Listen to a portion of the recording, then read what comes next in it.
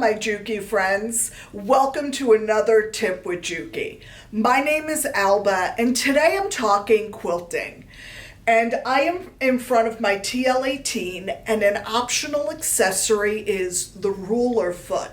And let me show you how to adjust that ruler foot for perfect stitching.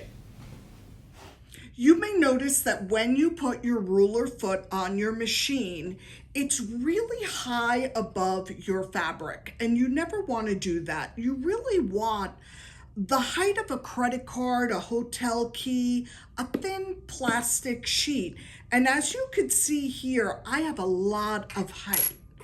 But the ruler foot has a screw on the side that you can turn, and that will raise and lower so that you could get to just that height. And you want to be where that credit card barely skims the bottom of that foot. And what this does, as the needle goes up and down, it prevents the fabric from bouncing and gives you perfect stitches.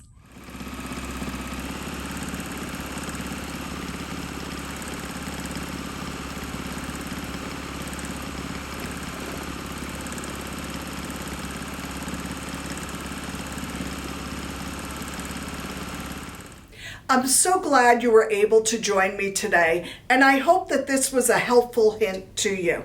Until next time, bye-bye.